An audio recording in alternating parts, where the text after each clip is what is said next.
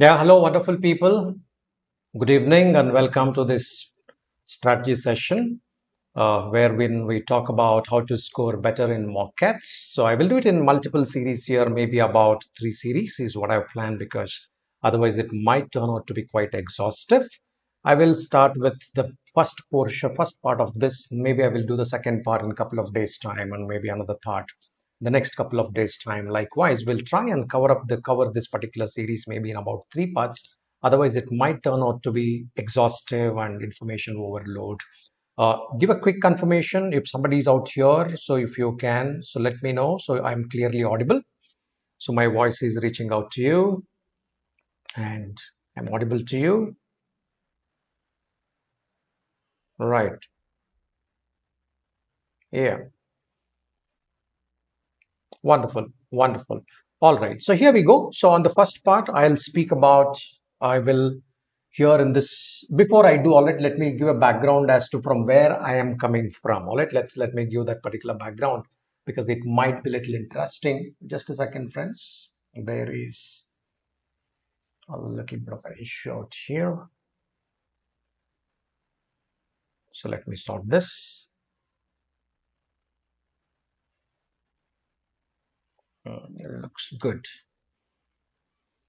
All right, Kishan is here, Stuti is here. Good evening, friends. Good evening. All right, so here we go. All right, let's get started. So, from where am I coming from with this particular perspective? This is from the immense and rich experience that I had in various capacities in the last 14 years in the industry. So, because I've also observed not only from the trainer's perspective, I've also seen from the management perspective the records of thousands of students, in fact, tens of thousands of students. It's not in thousands, we can count in tens of thousands and of which I mentored in various capacities in these particular students.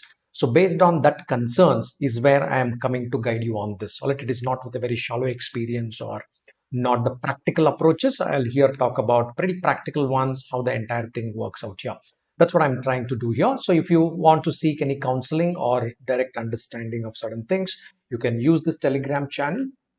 That's where you can interface with me and we can have a conversation or we can have a quick chat there to address your concern. Right, so coming to this, so I will just start with a quick announcements and then we'll get on to the lecture quickly out there. So here we go. So Unacademy offers two kinds of subscriptions. One is a plus, the other one is an iconic. And iconic is plus. If you're looking at the plus, it's more about the structured courses. So if you are not well prepared, and then it's always advisable to have a structured preparation. And if you're looking at one-to-one counseling as well, you are a bit weaker in certain things when planning out. It can be study planning or it can be material. You don't have the access to the right kind of material, or you are not able to analyze your test. Therefore, you are not able to score better. So you can get that. You can seek that counseling from some of the people who made it to the IMs. So that's what the iconic is, and these are the fees for the subscription fees for plus. And if you use my code, that is Belvi 100, you can avail 10% discount on this and iconic as well. So both on iconic as well as the plus or anything, or whenever they ask for a code, ensure that you put this code and you kind of follow me out there. Fair enough. Let's get on to the lecture. So what I'm going to address here, let me quickly come back and tell you that what is that. So those who are listening to me belong to three categories. I always categorize first because there is no one size fits all, in the sense like when we start our preparation, we start with different backgrounds. Some of us would have a very sound background with respect to academics. Some of us might not have a sound background, or some of us had a sound background but then we kind of forgot them, right? And then we started our preparation also at different intervals of time. Therefore, by knowing the syllabus, what we covered, what we didn't cover, I broadly categorize them into three categories. First one is those who have not done even half of their basic preparation, right? Half of basic preparation. The second one is they did their half preparation, they're moving toward three-fourth of their preparation, 50 to 75%. There is another category who has done about 75% of their basic preparation. So you might understand what I meant by 75%, 50%.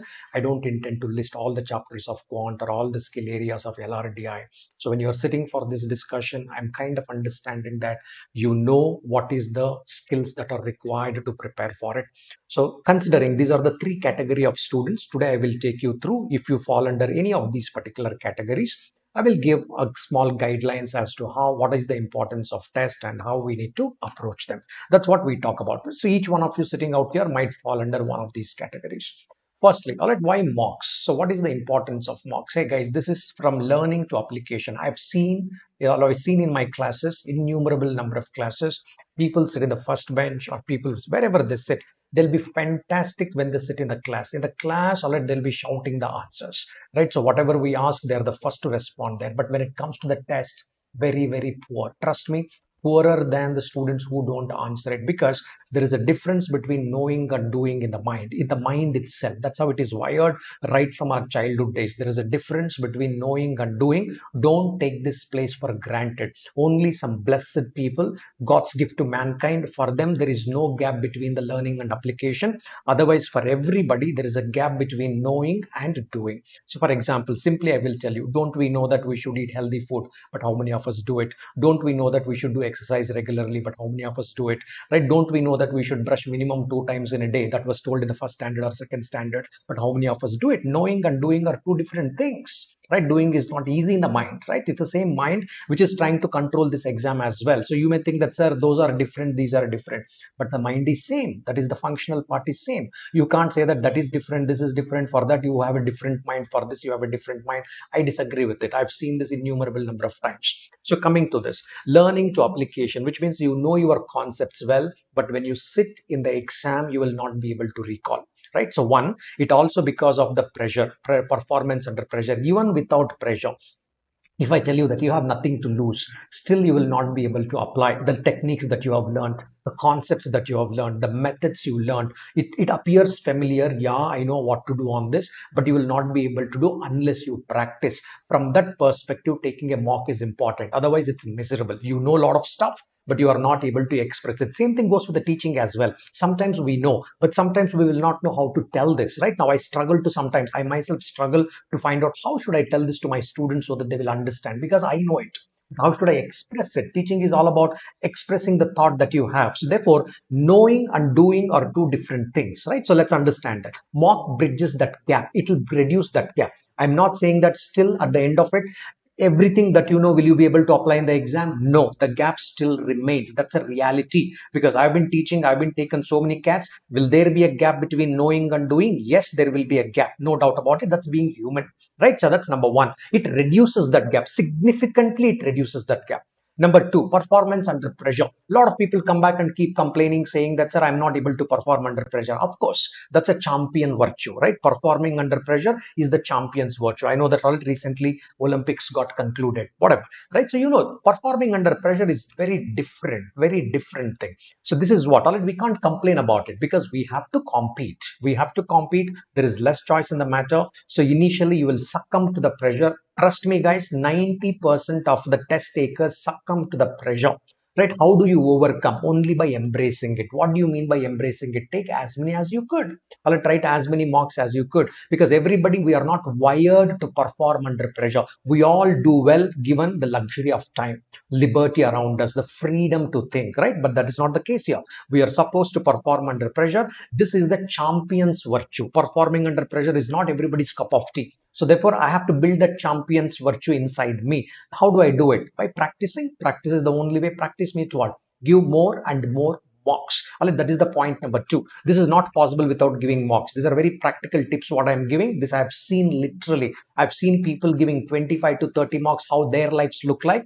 I've seen people when they give 15 mocks, how their life looks like. I've seen people when they give 10 mocks, how they look like. Also, there is a discipline under this. I will speak about it in a while. Point number three, right? So response time. All right, now improve your response time to stimulus. What happens? Mind freezes out at some time, right? So for example, you got to perform for 120 minutes. We are not wired to perform continuously for 120 minutes of rigorous thinking, right? So therefore, what happens? The mind will go in the sinusoidal curve. Parts of intervals, it stays very awake. Parts of the intervals, it becomes dull. Same question we'll be reading 2-3 times. Again, it picks up. Again, it goes down. It's a response. What do? Bring it to a steady curve. The response time should be kind of a steady curve, right? To any stimulus it sees, it responds well. It understands your SWOT. It starts responding it. This is possible by only taking the mocks. Otherwise, what you find is huge swings, ups and downs. That's a reality. Because how do I know that? You may say that, sir, how do you know? Because when I look at the scorecards of the people, in the sense, the analysis of the people, I will say that on this question you took so much time, on this question you took less time, which means what? There is a pattern. There is a pattern. There were intervals, we were down. So that comes to the last point, managing emotions and time, right? There is a lot of emotions in between. You got stuck in one particular LRDI set. Emotions are bad because you kind of lost about 3 4 minutes. How do you overcome? As a champion, you should overcome. You can't say that just because I lost 5 minutes means that next 35 minutes I'm going to mess it up. Of course not. Of course not. I've seen people, those who messed up 20 minutes of their time in a 60 minutes mock, I'm talking, not the last year, previous years. Let's, for example, in LRDI, they messed up 20 minutes of that time, but they rocked the remaining 40 minutes. They built that courage, they rocked the 40 minutes, and then they got 99.3, 99.4 percentile in that section. So, which was possible in about 40 minutes time, right? So, what I'm trying to say, hey, there are ups and downs. How do you learn to handle these ups and downs? Some marks go well, some marks don't go well. There are going to be ups and downs. This is an experiential learning. If somebody tells us, we will not understand this. You got to experience it. That is the only way to understand this, right? So these are some of the primary objectives. There may be many secondary objectives. I don't want to comment about the secondary objectives out here. So at least let's understand that, hey, these objectives can be met only if I take the mocks. Because if I say that managing emotions and time, you can't learn. All at last point, I'm talking about managing emotions and time. Can I manage emotions without really writing the mock experience? Definitely not. How do I come across all types of emotional experiences? By giving more mocks. If I just give 2 or 3 mocks on the D day, it is very different from these 3 particular mocks. What happens? My emotions will disturb. My emotions, I don't know how to handle those emotions there, right? Yeah. Okay. There is an intellect. Also, there is an emotion. That is my point, right? Learning and application. If you look at the first point, that is to do with the intellect. That's nothing to do with emotion. Performance under pressure. That is to do with intellect as well as emotion. There are both the quotients. There is an intellectual quotient. There is an emotional quotient. Both work together when we are trying to perform under pressure. Okay, I think you kind of got the point what I'm trying to say. Why? What is the importance of marks? Therefore, the next question is, how many marks, sir? If this is the case, it depends from exam to exam. If you are giving a CAT, the number is different. If you are playing exact, the number is different. If you are trying to take an NMAT, I put a different number. If you are trying to put a SNAP, the different number. Why? Opportunities are different here. The opportunity cost is different here. The performance parameters are different here. I cannot tag one number to all of this, right? That's the whole idea there. Today, I will speak from CAT perspective. Sure, on some other day, I will speak from ZAT perspective also, from NMAT perspective also, from SNAP perspective also. But since all it, we don't have the luxury of time, I don't want to all it now take too long and then bore you off. So I will keep it crisp. Today I will speak from CAT perspective based on whichever the performance parameter you are at. Have you finished 50% of basics? I will tell you what you should do from now to November. If you have finished 50 to 75% today at this stage, what we're trying to discuss, then how you can proceed. No, I already finished 75% of basics. Therefore, what is the opportunity for us, right? Okay. If you look at the CAT kind of exam, it is the performance what matters. There is no result in the sense what there is nothing called as a pass or fail. Right? There is nothing called as pass or fail here. What matters is how well did we perform. For example, right? If you performed really, really well, there are 20 IMs. What are the opportunities when I look from CAT perspective? 20 IMs. Definitely, all it, it's very different. All it's wide spectrum. The rank number 1 and rank number 20. There is such a chasm. There is so much of gap between them. It's very difficult to explain. Any which ways, there are 20 IMs. And based on your performance, all right, now based on your performance, FMS may open up. One of the top-notch private B schools can open up. Based on your performance, the colleges like MDI can open up. Based on your performance, the colleges like SP Jain can open up. SPJ IMR. SP Jain is different. SPJ IMR is different. SP Jain is you understand, please Google it. SP Jain is different, SPJ IMR is different. This is a top-notch college, right? Okay, SPJ IMR. So based on your performance, IIT Mumbai will open up. IIT Mumbai has a fantastic management program, as you have heard, that might open up. Based on your performance, the NITI can open up, right? So my point is what? Hey, if your performance is superb, now these are the colleges you are looking at, along with some of the top IMs, not definitely top 20. Top 5 that you are looking at, whatever, these colleges open up. Hey, what if my performance slips little bit? If it slips little bit, probably already you will be targeting the colleges like So of course, some of the IIMs will be a part of it. Some of the IIMs will be a part of it. And along with some of these IIMs, now you will be suddenly talking about IMT Ghaziabad. You will be talking about IMI Delhi. Right, likewise, all right, now likewise, there are plethora many colleges which come under that. Hey, what if my performance dips even further? If it dips even further, then you'll suddenly start talking about Goa Institute of Management. You start talking about Force School Delhi, right? So then you start talking about Top Me, something like this. I'm not able to, I don't want to give the whole list of colleges. The idea is not that. My point is what? Hey, what matters in CAT? Your performance. There is nothing called as pass or fail. What matters is relatively where do I stand? That matters. My performance matter. Based on your performance, you can map the colleges, right? It's like performance on one side, college list is on the other side. This is the performance. These are the colleges that you are looking at. This is the performance. These are the colleges I can tabulate. Another performance, another set of colleges I can tabulate. So therefore, you may say that even if you get 80 percentile, sure, you can look at some colleges. What if I get 75? I don't want to talk about it, right? So I never want to talk about the people who get less than 90 percentile. You may wonder, sir, from where you are getting this 90s? 90s is minimum, my friend. Reason being, let us do a simple mathematical calculation. After all the after all these efforts, if I don't get 90, I don't understand what we are trying to do. There are 2 lakh people, more than 2 lakh, about 2 lakh 20 people. Let's round it up to 2 lakh people. 2 lakh people take CAT. 90 percentile means top 10 percentage of the test takers. Top 10 percentage of the test takers is called as 90 percentile. What is top 10 percentage of test takers? All India rank 2000.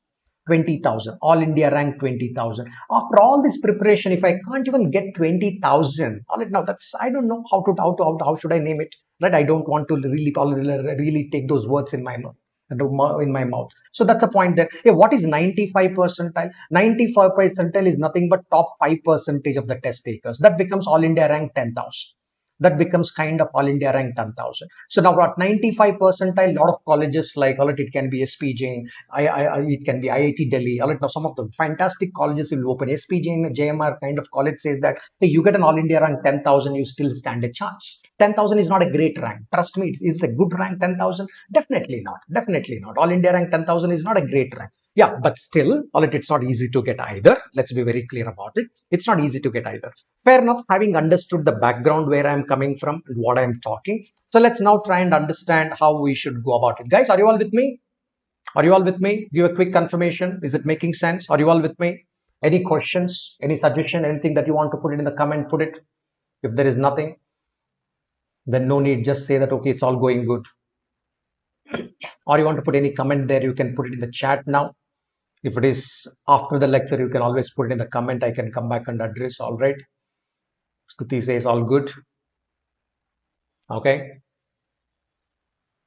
Nice. I'm hoping that. All right. Now, some of you may be just sitting and listening, so you may not be able to type, I guess. Nevertheless, all right. Coming to this. Stages of mock. When you try to appear for mock, there are 3 different stages. Right? 3 different stages. Hi, Ekta. Good evening. Yeah. There are 3 different stages. One is a diagnostic mock, which is important. A lot of people don't understand this.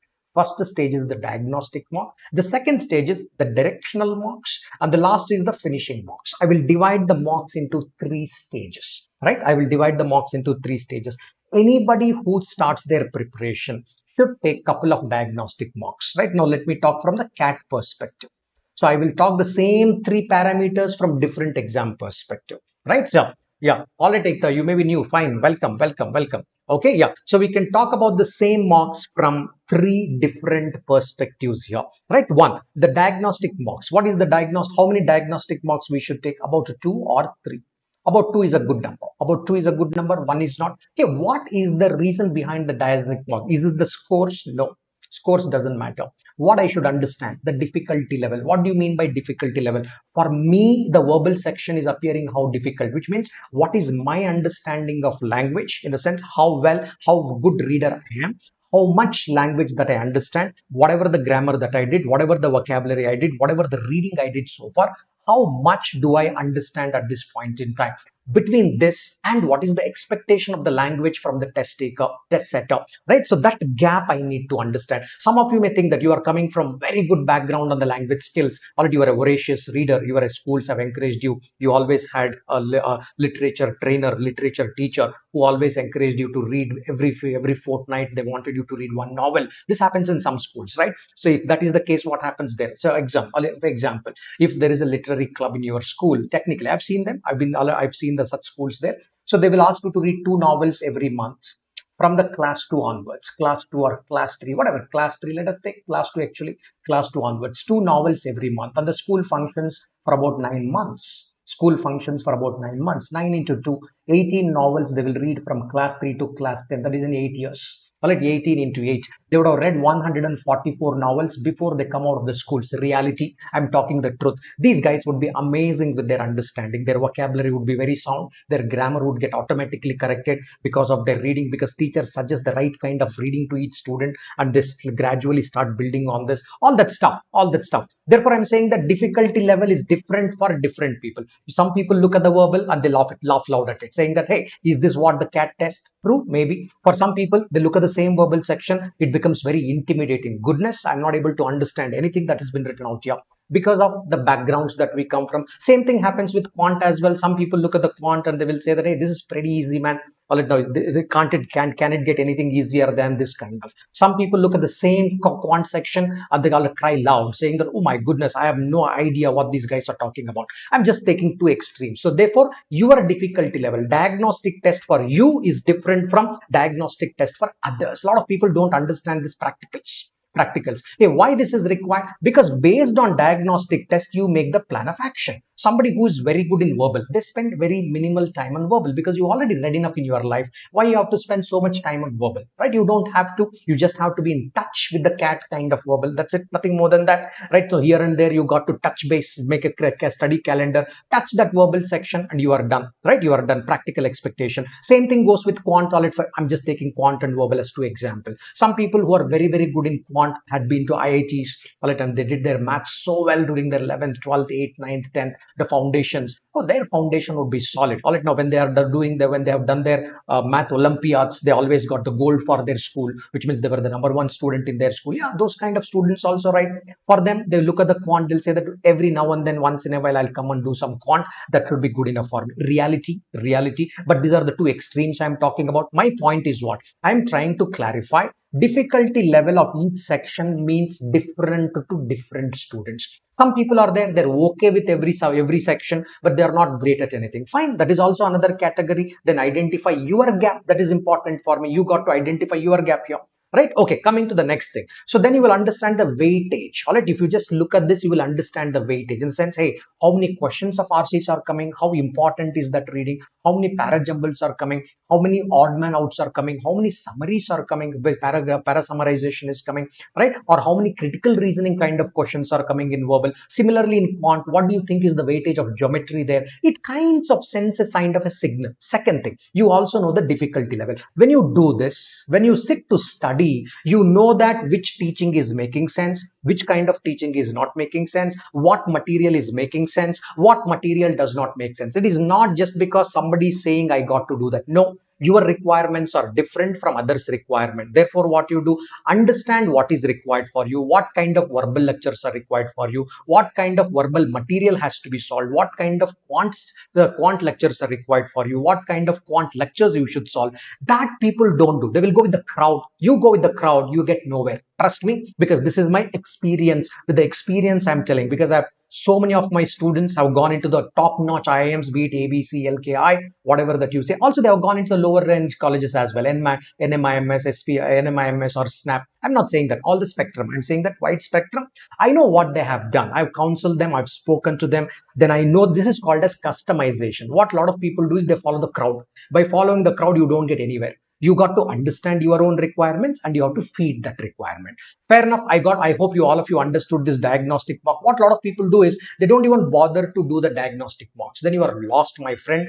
Trust me, you are losing your time. Second thing, directional mocks. When the directional mocks should be taken, now 50% of the syllabus should be covered. What do you mean by syllabus covering? Basics. 50% of quant you should cover, 50% of verbal you should cover, 50% of LRDI you should cover. You got to cover minimum 50% of each base. Hey, why minimum 50%? I will cover 80% of quant and I will cover 20% of LRDI. Point with the CAT. Now today I'm talking about CAT. When I talk about different areas, the strategy will change. Point with the cat is it has three sections of 40 minutes each. All right, three sections of 40 minutes each. Now you have VRC section for 40 minutes. Right now, if you don't have 50% of the basics covered, what do I do in this 40 minutes? I will not be doing something worthwhile. I'll be killing my time. Quite possible that I'm not using that efficiently. Similarly, there is a DILR. If I have not done at least some basics of DILR, 50% of basics of DILR, how do I use this 40 minutes of my time? It would be frustrating, right? That is the whole idea there, because you can't use that 120 minutes across. You got to use it section wise 40 minutes. Therefore, you got to cover all the bases equally, 50% of this, 50% of this, 50% of this minimum. So for example, again, as I told before, somebody is fantastic with their languages. Even before they start their CAT preparation, they're already at 75% of CAT preparation. They just have to fine tune the 25% according to CAT. That's it, because they are already voracious readers. Maybe para jumbles they didn't do, but already they know how the para starts. There is no problem with that. They just have to come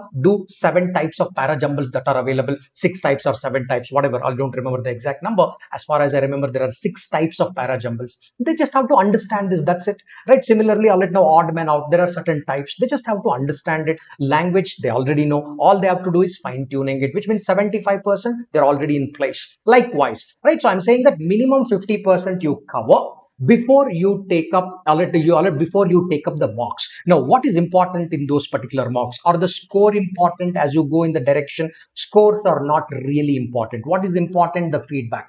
Try to understand that, is my preparation going in the right direction? The depth of my preparation, is it in line with the depth or depth of the questions being asked in the mock? You got to cross check that. Sometimes what we'll be doing is we'll be going much deeper. The mocks are much lighter, right? Sometimes we are doing much lighter study, the mocks are at a much deeper level. Try to fix that feedback. Hey, the preparation I'm doing is at level 1. The most of the questions in mocks are at level 2 and level 3. I need the approaches and methods for those particular levels, not for the level 1s, etc., etc. Therefore, try to bridge that particular bag. Scores are not really important when you are doing the directional mocks. The scores are not important. It's a you against you. It is not you against somebody. All right, when you are doing these directional mocks, after 50% syllabus is done, 50 to 75%, you are trying to say that it is I have been pitted against myself, and let me try to get that, is my preparation going in the right direction? Second thing the mocks does is it gives the wide spectrum of exposure. Second thing is it will also address the tactical question. There are 2 types. When we teach strategic questions, right? Tacticals we don't teach, because tacticals are just like a tactic in the sense the vehicle is not starting. We say that already the car was not starting. Before we used to say open the radiator, put some water into that, already it will start. How? I don't know. It's a tactical question. I'm not a car mechanic. So, but then already now the old car, put some water, it used to start. Alright, no, not the fuel. Already you open that radius of it, you put them water there and it used to start. What is the tactical? Computer, some application is not working, restart, it will work. Why? I don't know how exactly the background BIOS is working. I have no idea, but then it works. Alright, these are the tacticals. Like this, some tactical test it will expose. For that, one thing is important. First, enroll for one mock course. Enroll for one particular mock series. All right, don't take the piecemeal, some free stuff from here, from free stuff from there. Don't do that. Take one series. Why? The idea is that person, whoever is designing that particular series, the team which is designing that particular series, that series will try to give the holistic approach. If you do a piecemeal, you may be getting the same kind of approach. Chances are that, okay, you may get a similar kind of approach. But if you take one particular test series, it can be from any institute. All right, now it's your choice, right? When you take a series, it will have a package of 20 tests or 25 tests, whatever it is. When you take that series, it will try to feed you overall by the time they cover it. What do you mean by overall? Sometimes they make the verbal section tough, and they will make the DILR a little easier, and they will make the quant also a little easier. Sometimes they make the DILR super tough and the verbal also super tough, and they will make the verbal easy. This whole package they will work it out. Reason being, what is the actual CAT looks like? Nobody has an idea. This year's CAT, will the verbal section going to be super tough or super easy? Absolutely no idea. None of us will have such idea out there, right? So therefore, enroll for one series, then top it up with any other series. I am fine. Some free marks somebody is giving here and there, already you take them off. Absolutely no problem. But follow one course is important, structured. That's what I mean by the structured. Follow one particular course. Then comes the finishing marks. All right, finishing marks. Scores become important. finishing mock scores become important. This is when you start talking about the strategies. This is when you start talking about the strategies, and there will be a lot of revision which will happen through the mocks. Strategy you don't talk here. All right, it is not very important about the strategy. Now, when it comes here, by the time you come to the finishing mocks, the strategies will be they will become very, very important there. All right, let me go a little deeper into these three aspects. Let me go a little deeper into this. That will give a little better perspectives. 5 minutes, then we are kind of really done. Right? Okay. So let me go in here. All right, now let me go in here. In my first episode, I will stop with this particular slide. Okay, all right. So some people with less than 50% preparation at this stage from now to November, I'm talking about. Some people between 50 to 75%, some people more than 75%. Let's take a look at this. Hey, what are the chances that we should do? So those who are now preparing the month of August, we're in the month of August, we still have about 10 more days to go. Sectionals, focused on sectionals or chapter-wise tests. Learn to take some chapter-wise tests. Chapter-wise test, but get into the habit of testing from the month of August. Now itself, try and get into some chapter-wise test habit. Those who have done 50 to 75% of their preparation, right? You do sectionals or the chapter-wise test, all that you can do as frequently as you could, maybe one every day or one every alternate day, but take 2 tests per week, full length test. Take 2 mocks per week. You may wonder, sir, why 2 mocks? One, let's assume that your actual mock is coming on Sunday. Let's assume your actual mock is coming on Sunday. On Friday, you should give a mock to prepare for a mock. That's important there, right? A mock to prepare for another mock is required on Friday or Thursday, whatever it is. Take that particular test, analyze it little bit. I will teach in one of the papers how to analyze it, and then Sunday you give the actual mock. This is the preparatory mock. You take one preparatory mock before one actual mock. Because in the mind feed the information like this: one for preparing for the mock and one for giving the mock itself, right? That's how you go there. Right now, what happens in the month of September? From now till the end of September, that is what you do. You will take 2 mocks per week. What do you mean by 2 mocks per week? Fix a day of a particular week, saying that every Sunday I will do the mock, or every Saturday I'll do the mock, or every Friday I do the mock. Doesn't matter. Whenever you are trying to say that I do a mock on this particular day, 2 days before that, do a preparatory mock. All right, yeah. So what to do in a preparatory mock? Fix the timelines. In a preparatory mock, what is the difference between the preparatory mock and the actual mock? Fix the timelines. For example, let me take one section, say VARC. Try a strategy. For RC, 25 minutes. 25 minutes. For VA, I will take another 15 minutes. Try this strategy. So how many RCs to be done? That's a different issue. I will speak about it later. Something like this. In the next one, you will try another strategy, VARC. I will spend more time RCs. RCs 30 minutes. RCs 30 minutes. VA another 10 minutes. Likewise for Quant, likewise we will do for LRDI. I will speak about them, how to prepare, how to address those mocks, because I said that it's a 3-part series. As I go from one part to the other part, I will speak about it. I just gave the idea. So try like this different strategies with some targets. Now try also with the targets. For example, what do you mean by the target? Target is for the people who are weak in one particular section. Take a number. For example, let me now take DILR section. Just because I already took VRC, take a DILR section. Say that, let me do 2 sets, man. 2 sets. Let me do 2 sets in 40 minutes, which means selection time.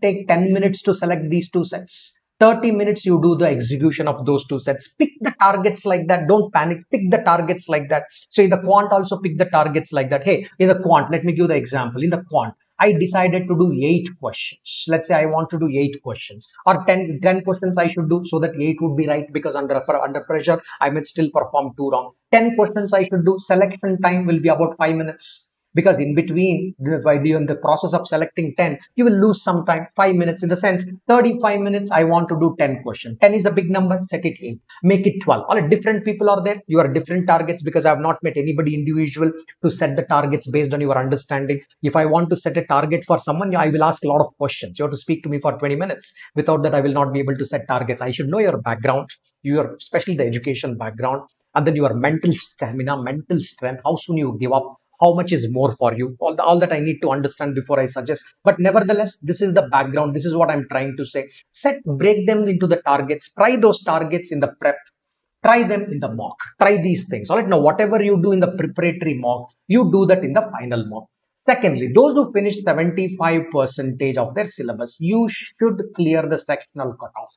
Sectional cutoff will be generally 80 percentile, right? 80 percentile will be the sectional cutoff. Some score will be there. For a quant, it can be 17 marks cutoff. Or like for verbal, it can be 22 marks cutoff. Figure out based on the different marks, their difficulty level, something else will be there. Those who cleared 75 percentage, if your idea is to get into good IIMs, learn to clear the sectional cutoff, go strong, go hard at it, prepare hard at it. I'm not able to clear a sectional cutoff in one section. Go really hard at your preparation with respect to that section and try to clear there, right? So these are the kind of targets technically put, and then you intensify your preparation in the month of October. October, you give 3 tests per week, one actual mock, two preparatory mocks, one actual mock and two preparatory mocks. That is what you kind of do in the month of October. So therefore, if you say simply, if you say that September, how many mocks somebody will be writing, they'll be writing 8 mocks. All right, because 2 into 4 weeks, 2 tests per week into 4, about 8 mocks. This is 8 into all, this is 3 into 4, about 12 mocks. Hey, what about November? About 12 mocks. Therefore, that sets the tone for us. Now, you may wonder that how many mocks one should be writing. All right, to be really good and solid, to get a solid preparation, this is the kind of mocks you should be getting. All of them need not be proctored mocks, right? So all mocks put together here and there of various difficulty levels, but you need that, a preparatory mock and an actual mock. In the October month, you need 2 preparatory mocks and 1 actual mock in a week. That is what you mean by this. In a November, the scale gets reversed. There will be 1 preparatory mock and 2 actual mocks, and there will be 2 actual mocks, because all institute will give load tons and tons of full length mocks in the month of November. This is the kind of a season that we are getting through. All it looks ambitious, it is not, it is practical. If you make a calendar, put these dates on the calendar. If you put these dates and stick to those particular dates, your mind will always tell that not today, please do it tomorrow. Force your mind, fellow, you do it today. It's already been scheduled, you do it today. You do it like that. All it take with that conviction, you will be able to do a lot more better. Fine, I will come with the second episode in which I will be talking about uh, how to how to set targets in each particular section and how to achieve those particular targets. First of all, we need to understand what kind of targets, etc. Right. So therefore, I will speak more about this in my second continuation of this particular lecture. And I will also speak in the third one about the omits, etc. So by till then, I hope all right now this particular lecture has helped you. If it is yes, then put that like button. All right, you can put that particular like button. Here we go with the final conclusion. So tonight at 10 p.m. I'll be continuing on time, speed, distance. Tonight 10 p.m. I'll be there on the same channel. So at 10 p.m. we'll be doing time, speed, distance. Of course, we'll be discussing about boats and streams. We'll be talking about this. And my upcoming lecture is here on the Unacademy Unacademy app. So if you have not downloaded the app, use Belvi 100. So while you are downloading this particular app, all right. So if you have not liked it yet, this is the time you like it and you share it with your friends as well. Those who are preparing for CAT, it can help them as well there. And if you have not downloaded the app, download it by using the code Belvi 100. Use Belvi 100 and download this particular app. All right, the closure comments quickly here. So there are 3 batches which have been recently launched on the Plus platform, the Unacademy Plus platform, by some of the well-known trainers in the industry. So you can, if you're part of it, attend some of these courses. It would certainly help you. Live mentorship, one-to-one mentoring facility is available. All right, you will use this code to avail the discount. And limited edition offer, if you're looking for CAT 22, maybe you want to go with 12-month subscription, or sometimes CAT 23, then 24-month subscription. With that, you get 3 months subscription free. Whenever you are taking any subscriptions or downloading the apps, use the code Belvi 100. All right, that would be encouraging to both of us. And you can always put your comments post the lecture. If it is not a live comment, already you can still comment on this particular video. Live chat is different, comment is different. You can always put the comment. It will be encouraging to both of us, right? Yeah. So tomorrow, already you have CAT combat test. So that's at 12 noon on every Sunday, and there are fantastic scholarships available based on that. So try and take the test if you have not taken it yet. All right. So this is the closure of the lecture. Kishan, you were asking something here. Maybe about 95 percentile, Kishan. 93 to 95 percentile. right? 93 to 95 percentile. That would be a conversion score, right? With EWS into the new IIMs. Fair enough. All right, guys. So here I stop. I hope you enjoyed the lecture. So I will come back after 2 or 3 days to the next continuation of this. Bye till then. Stay blessed. Join me at 10 p.m. tonight.